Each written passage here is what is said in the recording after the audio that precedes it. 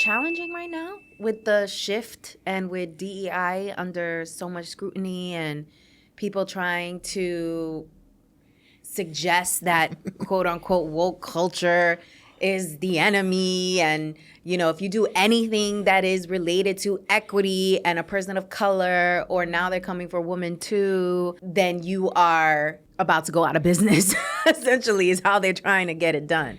So how are you managing during this time? Because a lot of the work that you do is centered around inclusion, is centered around bringing people of color together. So how are you managing?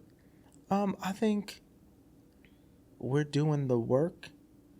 The other part is I'm also have a really great financial acumen. So Equal is a sustainable entity, sans grants, sans funding. Our membership pool, our event bookings, our amenity bookings, they all are allowed and enable us to sustain my team and our space. So even if funding's reduced, which it is for so many people, right? We're standing on business, like low key, standing on a solid foundation. Like I built it so it had 6 and 7 legs. You're not kicking all our legs out at the same time. Some do, but because we have a great facility, people book us all the time. United Airlines books us. We're a very great space. So 3 or 4 times a week, our seminar spaces, our event spaces are booked. We're almost a 7-day. I'm not saying almost. We're 7 days a week, almost operating like hotel level. And so that's how I'm keeping the base strong. And then you have to understand that a lot of these good companies are doing what I have coined the great camouflage. I actually wrote a blog on it for Equal Space. A lot of companies are choosing to take out the no words, but still realizing the impact that they're doing. And I think that that's still honorable given how volatile this environment has become, how aggressive this administration has become, where we're even defunding Sesame Street and NPR. PBS, right? So so we know we have the moral high ground. And these companies who also have realized through the power of our buying, who may take certain people off the air and then have to put them back on because we have demonstrated our power. There are companies who wholeheartedly still want to do good, and they're still my partners in the game. So if we have to remove some of the words, but they realize what my impact is going to be, then that's fine. And I equate it to civil rights movement, actually, because not everyone is going to be an MLK or a Malcolm X. Some people are going to be a Bayard Rustin. That's one of my mentors in my head and inspirations. Bayard Rustin was a radical Black gay man. And the March on Washington would not have been accomplished without his work. So much, he sat as a senior advisor to Martin Luther King. So much work would not have been accomplished if not for Bayard Rustin. But he did not sit at the front of the movement. His work was behind the scenes. And I can love that, because that is an effective role. If it's not being in front of the camera, I am fine. If it's still doing the work and I'm behind the camera, that's just as equally viable, and that's still doing the liberation work. So I find that some companies want to be more in that Bayard framework, and that's fine as long as you're willing to give me the resources I need to do the work. What are those conversations like? How do you know they're camouflaging it? Like, are they whispering in your ear, like, hey, we're still doing the work, but don't use these words? Is that? I love that this has become an ASMR. I know, right? Interview. It's like twice now we've been like, what are you doing? So yes. So there are no words. There are words. There is a list of words that we have to now take off of grant applications or take off partnership applications, or now in many instances, not naming names, but I've seen for friends, friend organizations, they're willing to still support, just don't put them on anything. Don't put their logo on anything. I've had that done, yeah. And it's okay, right? It's okay because they know what they're giving, but it also doesn't allow you to grow by proxy of those names. Correct. Because sometimes they'll give you $5K, but the name is worth 25, 50, or get you the 100, like 250 rooms. Yes. Now I realize it. And what I have realized is, in many instances, you can talk to the capabilities of the work that you're doing in person. There's been a lot of that reversion too, where things are not as formalized in decks and applications, and meetings are going back to happening in person, not even on Zooms, by the way, because of this recording. That part. So a lot of my meetings have also shifted to, why don't you come to our headquarters? Or, hey, can we visit Equal Space? Sure can, not a problem. And in those spaces, I encourage my entrepreneurs and my founders, mention the names, Because anybody who's doing the work at the scale of these other corporations, they'll know why. They will know why. So it's fine, but you can say, I've done work with these organizations due to various NDAs and various, competitive analysis. I cannot publicly mention these names, but these are the companies that have really betted on what I'm doing. We've done scalable work together. I can show you the scalable work. Mm-hmm. So you still got to the game ain't ever rigged for us. So we got to learn and adapt. But that's been the experience. But you have no words on your website. You have no words in how you speak about equal space. So how can people who have the no words, because this is the work that they do, because I remember a mentor telling me her plan, like when this was all going on, and she was like, I'm completely whitewashing my site. Like, you are not going to know that this is the work that we do. She was kind of like recreating her arc. What did you call it? Like your arc? Your story arc? Yeah, she was recreating it all. And it was like a new identity that she was taking on. And I was like, I'm not doing that. Yeah, no, it's still your comfort level, right? Yeah, I don't know. I'm not doing that because it's very difficult. Like, how else am I going to describe that this is a woman's event without saying this is a woman's event? So that's the part that I tell everyone. What's submitted for, sponsored, and agreed to doesn't have to be the public facing messaging that you're doing. Like, case in point, we've got a ton of Newark Tech Week is October 13th to the 16th. It's 24 events. All of them are free to the community, and some have dope speakers, man. So what our partners sign on to, some of them are opting to have their logos on, some of them aren't. Now, how do we shift that this is tech and innovation. We're celebrating tech and innovation in the city of Newark. Now, anyone who understands Newark understands that Newark is a Black and brown city. Mm-hmm. It's the inference of it that they know. Now, what I say publicly is what I'm going to say. And I think if you notice, I haven't mentioned any sponsors' names or corporations' names. I'm keeping their names out of my mouth. But the mission work that I've built this company for is the mission work. Mm-hmm. We're not taking the words out. It's comfort level. I really can't imagine taking out multicultural and diverse and immigrant out of our language.